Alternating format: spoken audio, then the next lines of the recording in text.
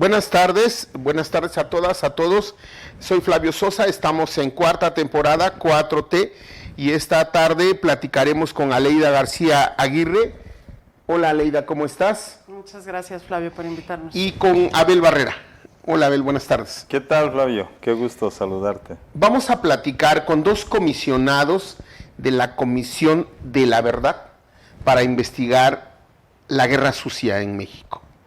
Es muy importante que todas y todos conozcamos nuestro pasado reciente, un pasado del que no se habla, un pasado que está enterrado en archivos y es una herida que está abierta, porque hay personas que siguen buscando a sus desaparecidos y hay familias que siguen lastimadas profundamente por esta brutal represión del Estado mexicano. Es una etapa de la vida contemporánea muy poco estudiada y bueno, pues nos da muchísimo gusto que esté Aleida García Aguirre, quien ha buceado en estas historias que poco le interesan a la academia y que son muy poco atendidas por los medios convencionales.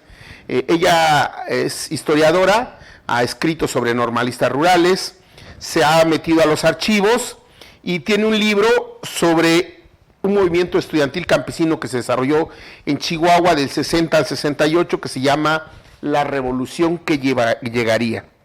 También tiene otra publicación, otro libro que se llama Memorias Inquietas, que es la historia de 4 guerrilleros de las FARC. Entonces, pues, muchísimas gracias, Aleida. Es un placer charlar contigo. No, muchísimas gracias por invitarnos a este espacio para poder conversar sobre el trabajo que estamos haciendo ahora desde la Comisión de la Verdad. Y bueno, está con nosotros Abel Barrera. Abel Barrera, es un honor charlar y compartir este espacio con Abel, quien ha recibido premios nacionales e internacionales por su activismo en defensa de los derechos humanos. Solamente menciono 3 de ellos: el Premio de Derechos Humanos Robert Kennedy, por su lucha en contra de las violaciones que cometen los militares y policías en la población de la montaña de Guerrero, el Anual de Derechos Humanos de Amnistía Internacional en 2011 y la mención honorífica del Premio de Derechos Humanos Gilberto Bosques, que entregan los gobiernos de Francia y Alemania en 2017. Es muy importante el trabajo que desarrolla el Centro de Derechos Humanos Tlachinolan en el estado de Guerrero y ha trascendido su trabajo las fronteras de México y nos da mucho gusto conversar contigo, Abel. Bienvenido a Oaxaca, gracias por compartir con nosotros. Un gusto, Flavio, estar contigo y con tu audiencia, que entiendo que pues le interesan temas que son fundamentalmente estratégicos para el desarrollo de nuestro país. Y bueno, vamos a abordar el tema que nos ocupa. Y si gustan, podemos empezar, Aleida, hablando pues de la coyuntura. Para empezar, de la coyuntura. ¿Por qué en este momento de México, bucear en la guerra sucia? ¿Por qué meterse a la guerra sucia? ¿Por qué escarbar en esa herida? Tú, desde tu perspectiva de historiadora, ¿por qué consideras relevante participar en una comisión de la verdad? Bueno, empezamos a trabajar en la Comisión de la Verdad, es resultado de la conjunción de esfuerzos que venían tanto desde la Subsecretaría de Derechos Humanos como de algunos colectivos de familiares y de personas que fueron violentadas durante el periodo 65-90, ¿no? Disidencia política armada, ¿no? Exguerrilleros. Y esa fue una unión de fuerzas, ¿no? Desde el gobierno federal y con algunos colectivos, que empezó en el 2020, si mal no recuerdo, ¿no? Y se estuvo trabajando todo 2020, una parte de 2021, hasta la creación, hasta la publicación del decreto que dio origen a esta comisión. Es una comisión de nombre muy largo, la Comisión para el Acceso a la Verdad, el esclarecimiento histórico y el impulso a la justicia de las graves violaciones a derechos humanos cometidas de 65 a 90, ¿no? Y como historiadora me parece muy importante regresar al pasado para comprender cuáles han sido los fundamentos de la violencia del Estado, ¿no? y también para poder escuchar a muy diferentes comunidades de víctimas, ¿no? Creo que una de las bondades de mi trabajo y también de mi formación es que he estado muy vinculada a grupos de víctimas que después de participar políticamente como retornaron al silencio, ¿no? Hicieron su vida privada por la violencia, ¿no? Y el vínculo que tengo con el normalismo rural, además, pues me ha hecho como sensible a las víctimas que no son públicas, ¿no? Que no han formado colectivos, que no han sido parte de movilizaciones públicas, ¿no? Y creo que ese es como uno de los aportes que yo tengo para la comisión. ¿Por qué es importante nombrar a comunidades de víctimas que no son visibles? Bueno, porque solo así comprenderemos cuáles son los fundamentos de la violencia del Estado. No solo contra la disidencia política, no solo ideológicos, sino también racistas, sexistas, clasistas, ¿no? Homofóbicos, por supuesto, ¿no?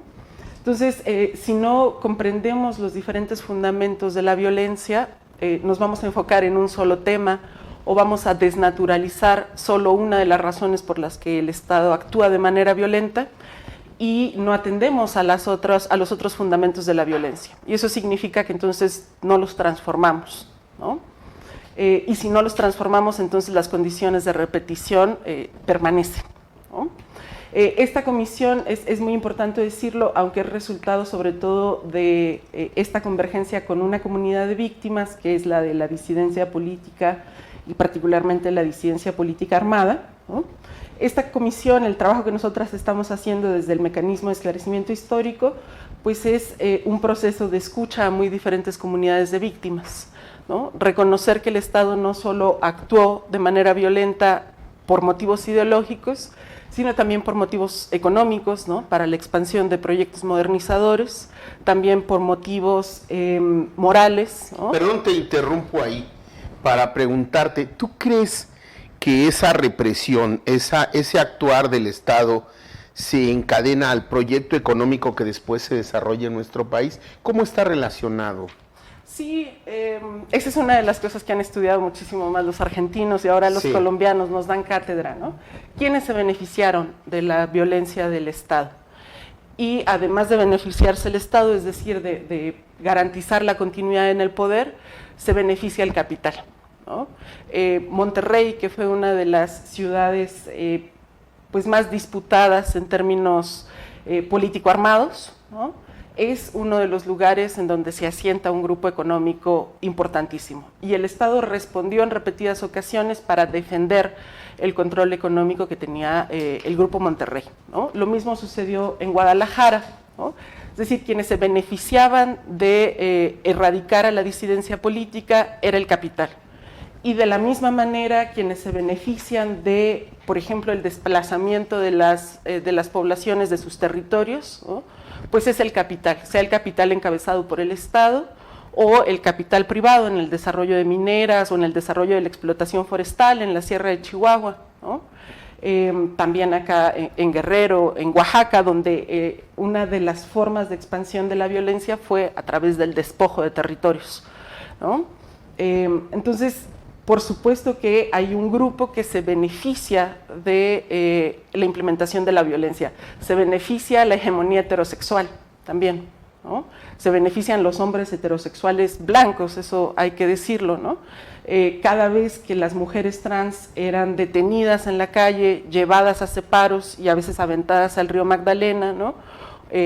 O al río Tula, ¿no? Pues se estaba beneficiando un orden moral, ¿no? Que es el que busca proteger el Estado, una concepción de familia. Un orden también moral que es el orden que el Estado defiende, que el Estado sostiene, que el Estado reivindica. Exacto, exacto.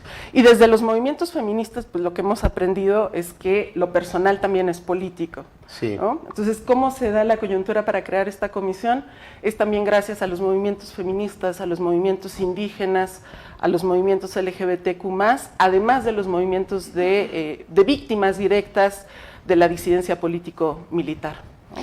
Abel, estás en Oaxaca, que también es un paraíso, como lo es Guerrero, donde se desarrolló la famosa Guerra en el Paraíso, de la que nos habló Carlos Montemayor, que nos habla Carlos Montemayor, porque ahí está esa fabulosa novela, o esa novela tan interesante, perdón por el adjetivo, a mí me gusta mucho,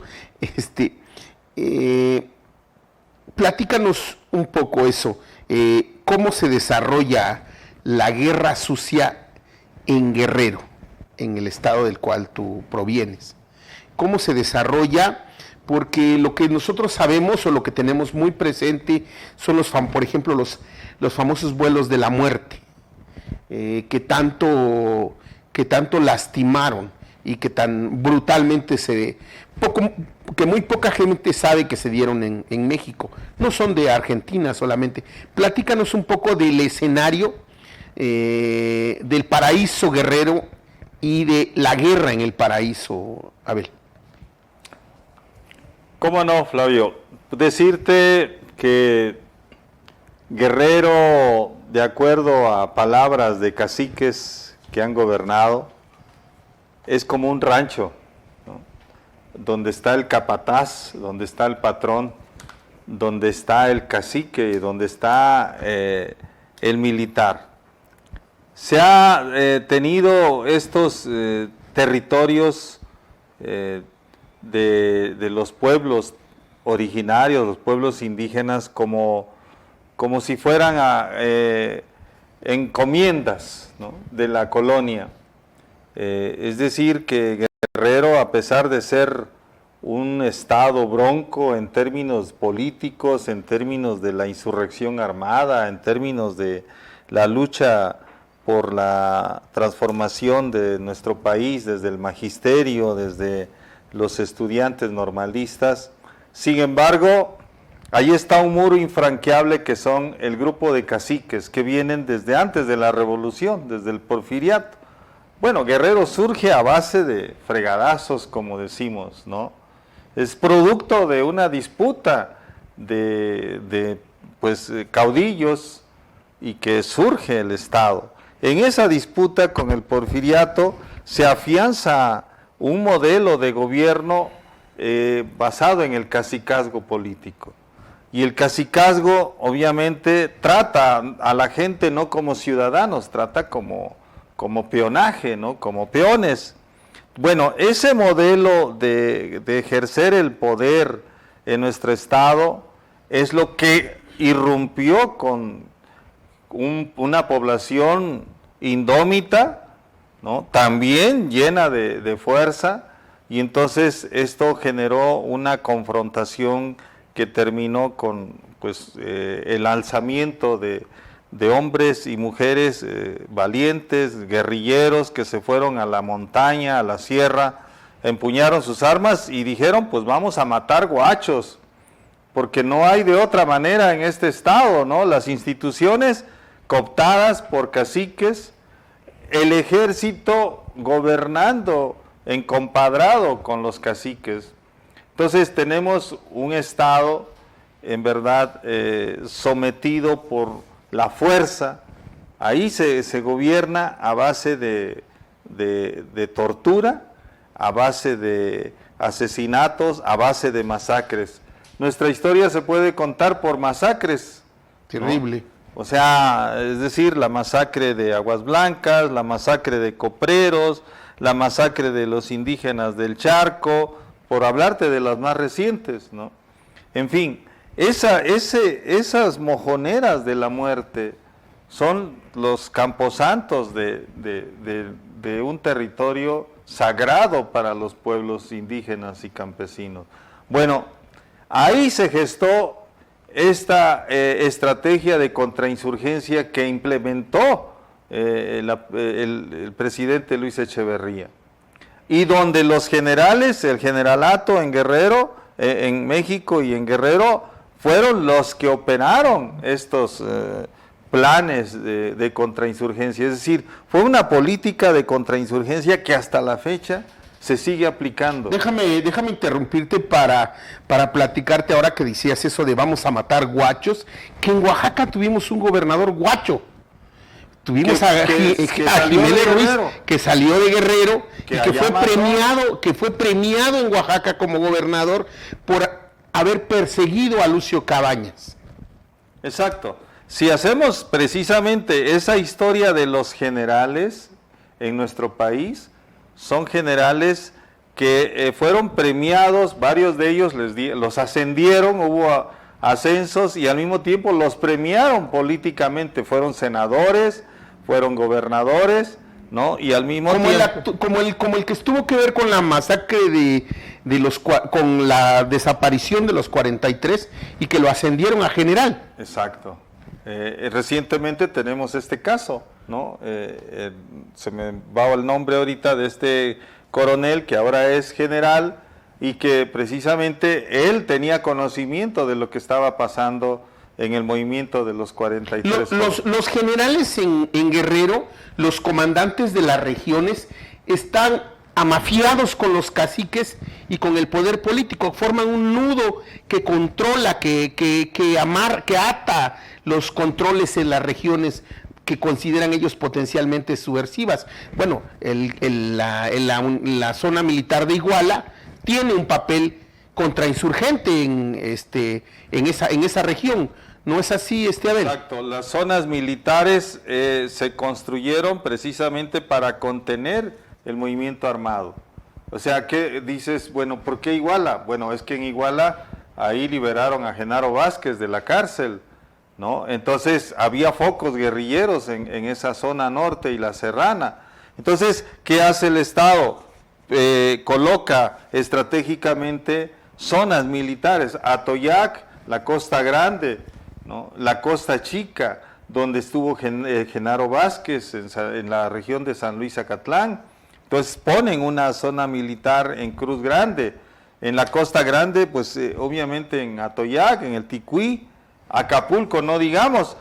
Pero si te fijas, esta militarización que hay en el Estado es para la contención del movimiento insurgente armado y el movimiento social. Entonces, los generales son los diseñadores de esta estrategia de la guerra de contrainsurgencia, y no es casual que Arturo Acosta Chaparro haya controló la seguridad pública del Estado, es decir, formaron parte no solamente de los que estaban en las zonas militares, sino también en la parte civil de la seguridad pública. Y qué casualidad que en esos años es cuando florece el narcotráfico. Los vuelos de la muerte eran también vuelos de aviones que traían droga de Sudamérica. Ellos abrieron las rutas del narcotráfico. Hay una famosa marihuana, famosa en el mundo, la Acapulco Golden. ¿Llega con ellos? Pues con ellos se hace famosa precisamente. Cuando ya los militares toman estos territorios para reprimir a la población, al mismo tiempo empiezan a hacer trabajos de cómo mejorar estos productos ilícitos, ¿no? Entonces, y Acapulco se vuelve el paraíso, como tú dices, pero de la droga, ¿no? Al grado que cobra fama hasta en California esta marihuana, ¿no? Es el paseo de los grandes artistas en esos años, porque pues era el paraíso de la droga, ¿no? Entonces, el paraíso de la droga y el infierno para los campesinos, ¿no? Entonces, ¿quién gobernaba? ¿Figueroa o los generales? ¿O cogobernaban? ¿Quién obedecía? Cogobernaban, sí. O sea, Figueroa era el dueño del rancho, como ha dicho, ¿no? Y los generales eran el poder atrás del poder. Es decir, garantizando que los negocios prosperaran, garantizando que el control de la población se sometiera a la bota militar, y ante todo para que pues en el estado de Guerrero se implantara el modelo de la guerra sucia, de esta estrategia de contrainsurgencia para contener este movimiento. Obviamente que pues es el laboratorio Guerrero de la contrainsurgencia, ¿no? Sí. Y ahí es donde todos los militares que ahora tienen cargos estratégicos, sobre todo los de la baja guardia, pasaron por Guerrero, ¿no? Después los mandaron a Chiapas para combatir al Ejército Zapatista de Liberación Nacional y estuvieron en la guerra, en la Escuela de las Américas. Ahí se formaron estos generales, ¿no? Entonces vemos que en verdad es una estrategia, como decía Leida, en el fondo es un modelo económico que se quiso imponer, ¿no? A base de la metralla, a base de la contención del movimiento, para impedir la democratización de nuestra sociedad, de nuestras instituciones, y una muralla con el ejército y el presidencialismo, ¿no? Este poder monolítico que no concebía que se tenía que abrir a la sociedad este modelo de desarrollo político en nuestro país para poder fortalecer a las instituciones. Estamos en un proceso difícil, ¿no? Muy complicado, porque pues se dejó que la militarización permitió que el negocio de la droga y de las armas florecieran en los estados pobres. Ahí está la base de la actual violencia. O sea, hoy nos alarmamos y decimos, México es la violencia, México es la guerra. Ahí está la base, estaría la base de la actual violencia en nuestro país. O sea, por un lado la militarización, sería el rostro del Estado, la militarización y la represión. Y por el otro lado, los negocios ilícitos, imbricados, entrelazados con el propio Estado, porque los generales protegían los cargamentos de droga durante un buen tiempo. Pero por el otro lado están los negocios de la droga que sirvieron, por ejemplo, para el caso Irán Contras, que es el más emblemático del uso de recursos, del uso del movimiento de droga para comprar armas y finalmente combatir a la insurgencia, a la guerrilla en Nicaragua. México fue parte de ese complot internacional, de ese movimiento internacional para controlar. ¿Sería eso como un poco de la base del momento actual que vive nuestro país? Sí, lamentablemente estos cimientos de nuestro sistema político son cimientos que están afianzados en un cacicazgo, expresado en un presidencialismo monolítico, utilizando el ejército como una fuerza de choque, como una fuerza de ocupación en los estados donde hubo rebeliones armadas, y obviamente permitiendo que la economía criminal se expandiera en las regiones más recónditas, ¿no? Estas regiones de refugio ahora son regiones tomadas por los grupos del crimen organizado, ¿no? O sea, ahí es donde, imagínate, en la montaña tan abandonada, pues resulta que ocupaba el primer lugar en cuanto a producción de amapola, ¿no? Y es ahí está el municipio de Cochuapa, más pobre del país comparado con los países subsaharianos de África. Nosotros tenemos aquí en Oaxaca a Coicoyán de las Flores, colindando con Guerrero, y que también es uno de los municipios más pobres del país, y también con un alto índice de producción de amapola y de reincidencia en el cultivo de la amapola.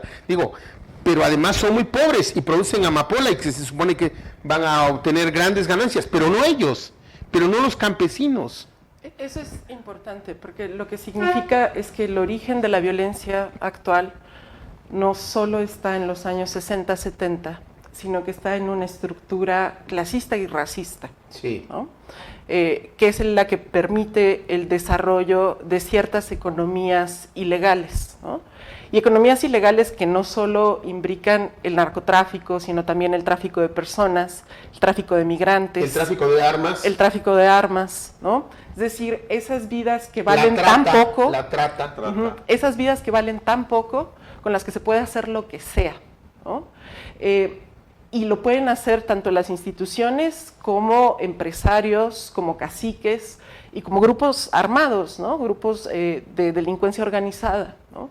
Entonces, si no escuchamos también a las estructuras racistas que fundamentan buena parte de la actuación violenta del Estado, pero que también silencian que eso ocurre, ¿no? Que naturalizan, es que hay vidas que no importan, y esas vidas que no importan tienen que ver con el color de nuestra piel, tienen que ver con a qué nos dedicamos, ¿no? Dónde nacimos, cuánto estudiamos, ¿no? Esas vidas que no importan de verdad, ¿no? Que si desaparecen 30 personas en algún pueblo de Guerrero o en algún pueblo de la Sierra de Chihuahua, no pasa nada porque están hechas para desaparecer, ¿no? Entonces es bien importante pensar en los fundamentos institucionales de los años 60, 70 que se cocinaron en esa época, pero también pensar en lo que estructuralmente hemos ido arrastrando como nación y en último término como mundo, ¿no? Porque no solo son los fundamentos institucionales, son los fundamentos sociales, ¿no? Esa valoración de las vidas, ¿no?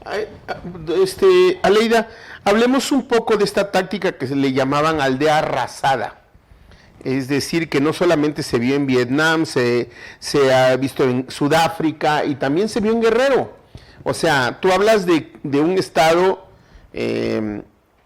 heterosexual, racista, clasista, homofóbico, con un modelo de desarrollo también económico, pero que no le importa a la población de indígenas. Yo recuerdo a mediados de los 80, que en Chiapas, por ejemplo, antes del lanzamiento zapatista, recuerdo que nosotros formábamos comités de apoyo con comunidades de Chiapas o con regiones de Chiapas, porque llegaban los paramilitares o llegaban los militares y acababan con una comunidad.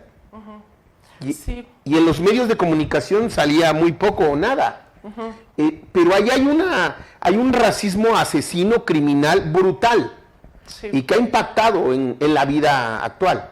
Y que silencia por completo lo ocurrido, ¿no?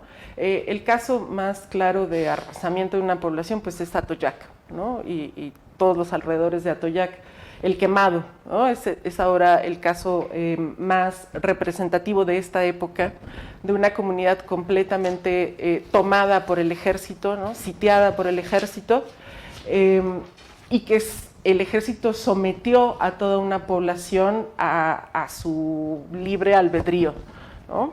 En donde las mujeres y los niños fueron quienes fueron más afectadas, ¿no? Es siempre la población que está en condiciones de vulnerabilidad la más afectada, ¿no? Entonces, esta estrategia de población arrasada, que es que el ejército junto con instituciones civiles llegue, tome una población, controle el alimento, controle los caminos, ¿no? Ha sido utilizada en Guerrero, pero también fue utilizada en la Huasteca, ¿no? Sí. Estamos ahora muy familiarizados con un caso en la Huasteca hidalguense, ¿no? Que justo fue controlar a Yagualica y las poblaciones aledañas, ¿no? ¿Eso fue en qué año aproximadamente? 73 y 74, ¿no? Incluso ya tenemos identificados casos de desaparición forzada, 2 casos de desaparición forzada, que no fueron denunciados ni en la FEMOSP ni en ninguno otro de los ejercicios de verdad, sí, ¿no? En donde también el ejército funciona sitiando la población, ¿no? Amedrentando por completo y pues por lo tanto entregan o se localiza a esas personas que son identificadas como un problema político, ¿no? Funcionó también en algunas comunidades en Chihuahua, ¿no? El sitio temporal de las poblaciones, ¿no? Justo para la expansión de diferentes cosas, ¿no? Del control del Estado por parte del ejército, del control de la expansión del cultivo de marihuana, ¿no? Y el control del desarrollo de la explotación forestal, ¿no? Entonces son 3 cosas que se disparan de un mismo tiro, ¿no?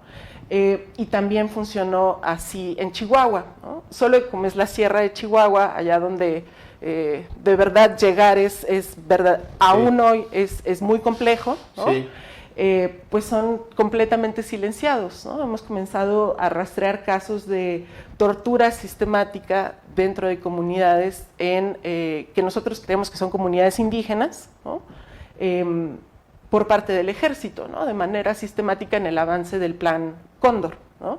Que se suponía que era para controlar la marihuana, ¿no? el cultivo de droga, en donde además estuvo encabezando por un tiempo Gers Manero, ¿no?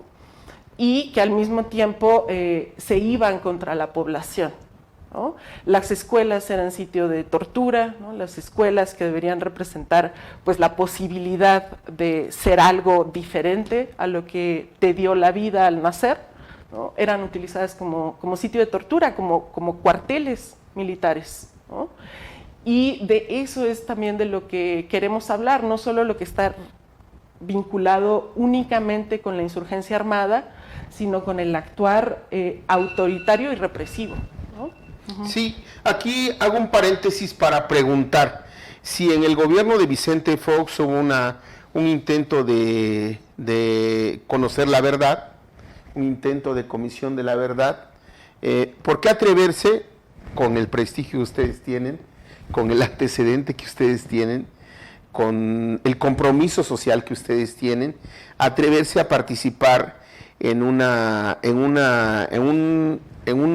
espacio donde se está buscando la verdad, si ya fracasó en el sexenio de Fox? ¿Por qué atreverse? ¿Cómo jugarse el prestigio que tú tienes, Abel, el prestigio que tú tienes, maestra, en este espacio que va a enfrentar al ejército? ¿O hasta dónde pretenden llegar? ¿Solamente a documentar algunos casos? ¿De qué se trata, Abel? ¿De qué se trata, Aleida? Platíquenos un poquito de esto. Bueno, yo creo que, como ya decía Aleida, esta iniciativa de la Comisión de la Verdad es producto de todo un movimiento de víctimas a nivel nacional que han estado empujando, ¿no? Es decir, lo que se generó con Fox, con la FEMOPS, fue producto de esa presión que se dio. No se culminó porque pues, precisamente el diseño de esta fiscalía tenía sus serias limitaciones y, sin embargo, lograron escalar ciertas acciones que no coronaron, acciones legales que no se coronaron con pues detenciones, ¿no? Lo máximo que se pudo hacer con Luis Echeverría es que se lograra que estuviera ahí una privación de la libertad domiciliaria, pero bueno, ahí entendemos que faltó mayor compromiso y voluntad del presidente Fox en su momento y que pues en ese sentido claudicó en esta lucha. Ahora, bueno, vemos que el movimiento de víctimas pues ha crecido, lamentablemente la violencia se ha expandido y pues ahora quienes tienen también un protagonismo muy importante y que han ido labrando los cambios, pues son precisamente estos movimientos de personas que fueron torturadas, que varios fueron asesinados, que muchos están desaparecidos y que, bueno, en este escenario han irrumpido estos nuevos actores que son muy importantes. Ellos y ellas son los que al final de cuentas están en esta iniciativa de la Comisión de la Verdad, ¿no? O sea, el aval moral, el respaldo pues político y social se debe a ellas. Por otra parte, vemos también que hay voluntad política. Hay un compromiso que asumió el presidente Andrés Manuel de poder hacer una comisión, bueno, se materializó en una comisión que se encargue de investigar. Obviamente es una comisión con 5 mecanismos, nosotros somos parte de un mecanismo de hacer las investigaciones de esos años cruentos, están los de otros mecanismos de búsqueda de justicia, de reparación, de memoria, pero eso va a ayudar como a hacer un complemento de lo que es esta demanda. Entonces hay condiciones.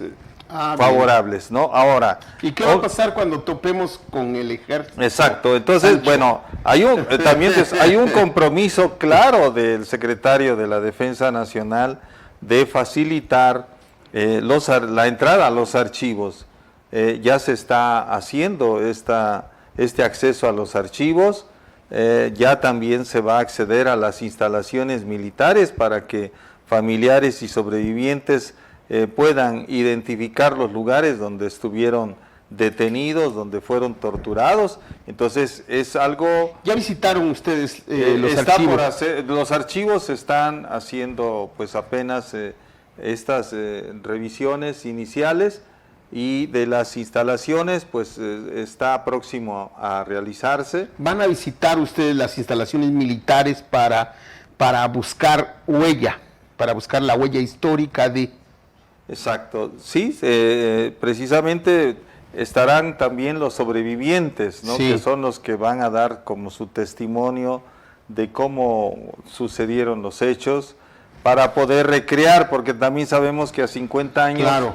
es muy difícil, ¿no?, poder identificar los lugares, pero el hecho de que haya la puerta abierta de parte de la Secretaría de la Defensa también es un hecho histórico, Claro. ¿no? Porque pues al final de cuentas es abrir a las instituciones al escrutinio público, ¿no? Y sobre todo a escudriñar la verdad, porque de eso se trata. ¿Qué pasó? ¿No? ¿Por qué sucedieron esos hechos? ¿Dónde están las responsabilidades del Estado y de los actores del gobierno que pues fueron cómplices de esta guerra cruenta que ha causado pues un daño impresionante, y que nosotros tenemos claro que lo que se pueda esclarecer va a contribuir a fortalecer a las instituciones y a hacer un tránsito hacia pues un Estado democrático donde el ciudadano, la ciudadana, las víctimas sean como el eje rector de estas transformaciones sociales, ¿no? Entonces, hay una apuesta, nosotros pues estamos pues simplemente como un instrumento que queremos contribuir, ¿no? No queremos decir que ahí se va a cerrar el ciclo, Claro. es abrir el ciclo, ¿no? Es crear las condiciones para que las investigaciones en verdad se profundicen. Vamos a tratar de ser exhaustivos hasta donde nos den las posibilidades de trabajo de archivo, de testimonios. Sin embargo, es un capítulo que queremos abrir, ¿no?, con este informe, que es el compromiso para el septiembre del 2024 poder entregar, ¿no? Entonces vemos que hay condiciones. Estamos aquí en Oaxaca precisamente para constatar los hechos que sucedieron en aquellos años, hablando con familiares, con víctimas, con sobrevivientes y también con autoridades para que faciliten la entrada a los archivos. Entonces, es clave la participación tanto de las familias como de las instituciones, de las autoridades, y por esa razón estamos acá y te agradecemos, porque no hay nada que agradecer. También los medios son un aliado importante para poder generar un movimiento cultural, social, de que tiene que haber verdad y justicia en nuestro Yo soy parte país. del movimiento social, más que un ejercicio periodístico, es una modesta contribución a la revisión de un momento histórico de nuestro país. Aleida, estamos hablando del ejército y el papel que jugó en esta etapa tan terrible para México, pero hay un monstruo del cual ya hasta ni nos acordamos, mucha gente ya no se acuerda, que es la DFS, la terrible Dirección Federal de Seguridad, la Brigada Blanca, que derivó de esa Dirección Federal de Seguridad. Háblanos un poquito de eso, de ese monstruo que como tal actuó, como un monstruo, que persiguió, torturó, desapareció, encarceló, violó derechos humanos y tenía patente para hacer lo que quería. Háblanos un poquito de la DFS. Bueno, la Dirección Federal de Seguridad y la Dirección de Investigaciones Políticas y Sociales, la DIPS, la de Hips, perdón, las dos eran parte del aparato de inteligencia del Estado mexicano. Inteligencia, entre muchas. Sí. Desde los años 30, ¿no? Es una institución que fue modificándose a lo largo del tiempo. Y es una institución en la que además hubo como especializaciones para investigar a muy diferentes tipos de grupos humanos, ¿no?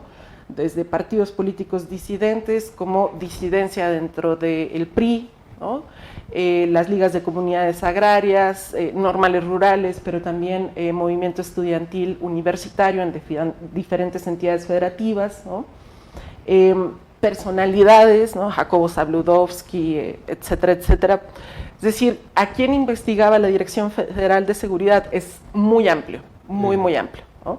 Lo que sucede es que en 1965, después del intento de toma por asalto del cuartel militar de Ciudad Madera, el 23 de septiembre del 65, después de eso, Gobernación decide crear un grupo especial que es el C045 o 047, C047, ¿no? Encabezado por Nazar Haro, ¿no? Y ese grupo se especializa en seguirle la pista a organizaciones que pudieran ser insurgentes, ¿no? Organizaciones que fueran político-militares, ¿no? O grupos, ¿no? En realidad que hubiera organizaciones formalmente tardó un poquito, ¿no? Entonces Nazar Haro y el C047 se especializan en ese trabajo. Y uno puede ver en los expedientes de la Dirección Federal de Seguridad, que están ahora salvaguardados por el Archivo General de la Nación, uno puede ver un desarrollo de cómo se hace el trabajo de inteligencia por parte de este grupo, ¿no? Y la coordinación con otras instituciones, que es fundamental, ¿no? No solo es la Dirección Federal de Seguridad, son las policías locales, ¿no? Es la Dirección General de Policía y Tránsito en el Distrito Federal, ¿no? Es el Ejército, por supuesto, pero es también, por ejemplo, las autoridades educativas cuando tenían que investigar cuestiones relacionadas con estudiantes, ¿no? Entonces, la DFS es como un nodo que concentra muchos vínculos con otras instituciones, ¿no? Esos vínculos con otras instituciones se transforman en 1976 cuando se crea la Brigada Blanca. En la Brigada Blanca convergen tanto militares, ¿no? Dirigidos por Quirós Hermosillo, ¿no? Como miembros de la Dirección Federal de Seguridad, miembros de la Dirección General de Policía y Tránsito de la Ciudad de México, ¿no? Entonces hacen un grupo como un operativo conjunto, ¿no? Sí. Es como, yo creo que el primer operativo conjunto, ¿no? Y ese grupo está dedicado exclusivamente a la contrainsurgencia, ¿no? ¿Qué es lo que hacen? Trabajo de inteligencia, pero sobre todo trabajo de aniquilación, ¿no? Inician la etapa de aniquilación de la insurgencia armada, ¿no? Y tienen resultados básicamente a través de la desaparición, la ejecución extrajudicial, ¿no? Las torturas, y ese es el trabajo que desarrolla la Dirección Federal de Seguridad a finales de los 70. Lo que pasa con la Dirección Federal de Seguridad es que, como con cualquier otro grupo de poder, en cuanto ven la posibilidad de sacar más rédito de donde sea, lo van a hacer, ¿no? Lo hace el ejército, lo hacen las policías locales, lo hacen diputados, lo hace cualquiera con poder. Si tiene la posibilidad de ampliar ese coto de poder, si tiene la posibilidad de ampliar su ganancia, lo van a hacer. Y la Dirección Federal de Policía, la Dirección Federal de Seguridad lo que hizo fue transitar o a las policías judiciales que están vinculadas localmente con la delincuencia, ¿no? O bien transitan directamente al narcotráfico, ¿no? Y algunos siguen ejerciendo su papel pues sí, de inteligencia, ¿no? De agentes de seguridad. Y eso sucede hacia los años 80, ¿no? Como esa transición de una institución dedicada a la contrainsurgencia hacia otros espacios de poder, ¿no? A mí me gustaría que lo pensáramos así, ¿no? Es que era casi natural que quienes estaban ejerciendo el poder cotidiano en el país fueran quienes asumieran el poder de un nuevo espacio que era el narcotráfico, ¿no? Es muy interesante estudiar el tránsito de algunos nombres que tenemos localizados hacia las policías judiciales y luego cómo de las policías judiciales van ascendiendo en los gobiernos locales, ¿no? Y luego comienzan a vincularse a diferentes grupos de crimen organizado, ¿no? En Tijuana, en Sinaloa, en Guadalajara, por supuesto, en Chihuahua, ¿no?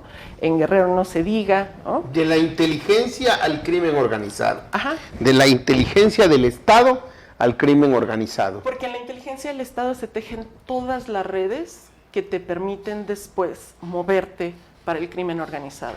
Tú necesitas redes políticas, necesitas redes económicas, Sí. necesitas seguridad, ¿no? Necesitas impunidad.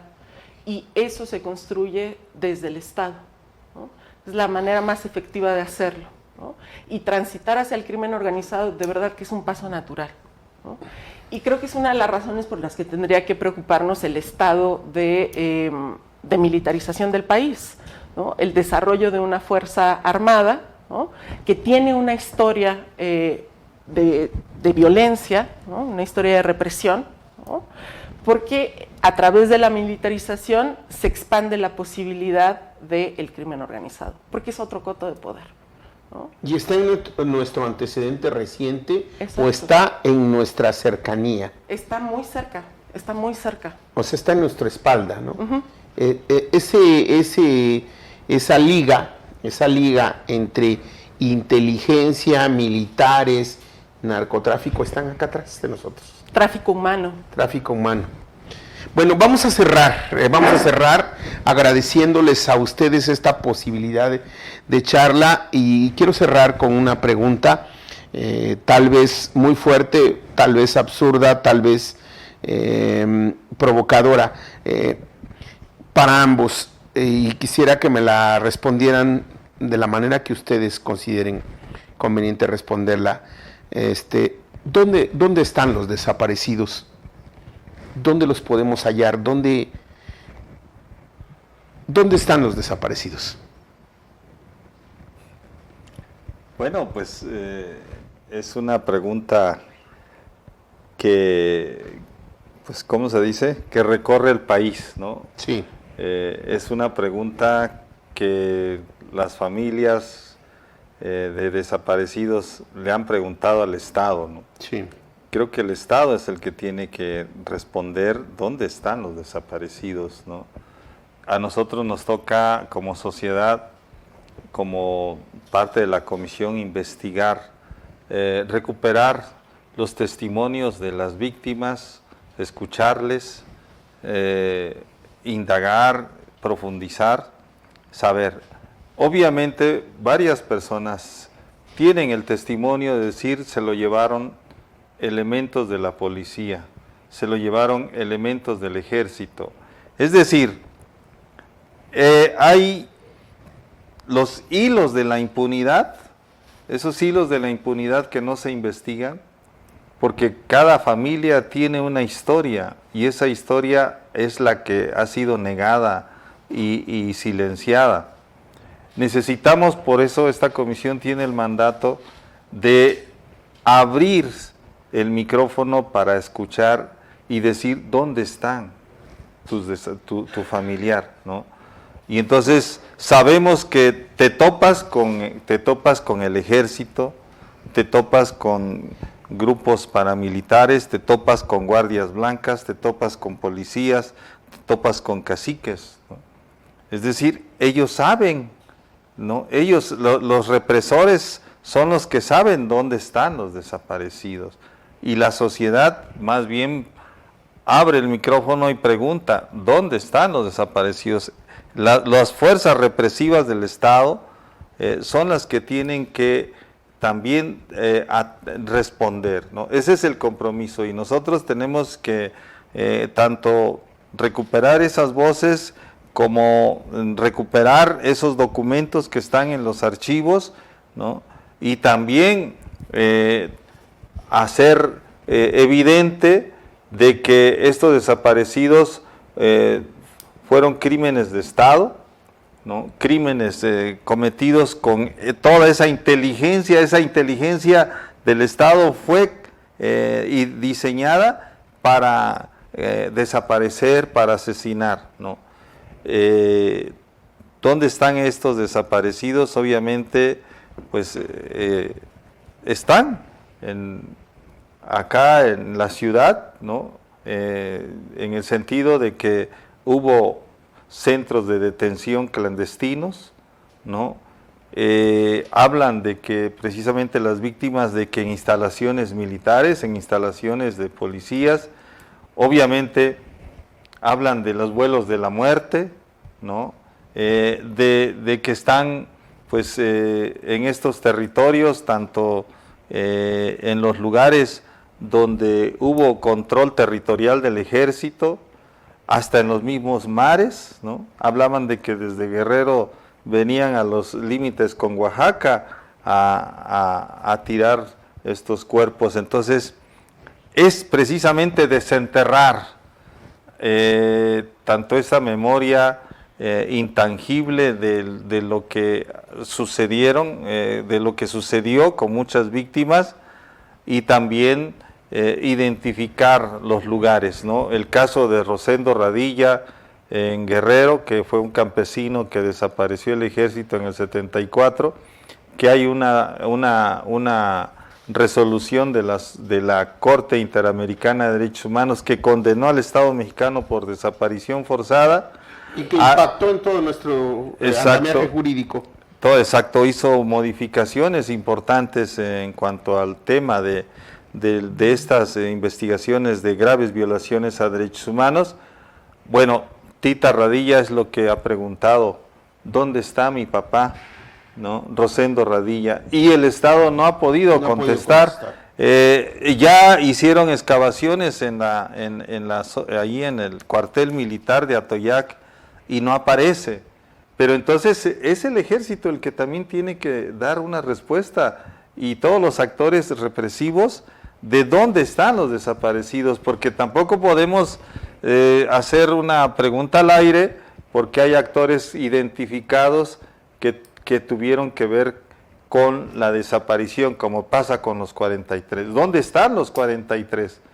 Ya está esta investigación que hizo tanto el GIEI como ahora la Subsecretaría de Derechos Humanos, y están señalando policías municipales de Huitzuco, de Cocula, de Iguala, ¿no?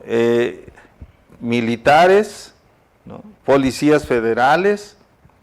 Entonces, con ellos es precisamente los que tienen que responder a este gran pregunta y dilema de dónde están los desaparecidos. Aleida. Yo estoy de acuerdo con Abel. También preguntaría, ¿quiénes son los desaparecidos? ¿Quiénes son las desaparecidas? En el imaginario de las personas desaparecidas del periodo 65-90 están sobre todo disidentes políticos o familiares de disidentes políticos, ¿no?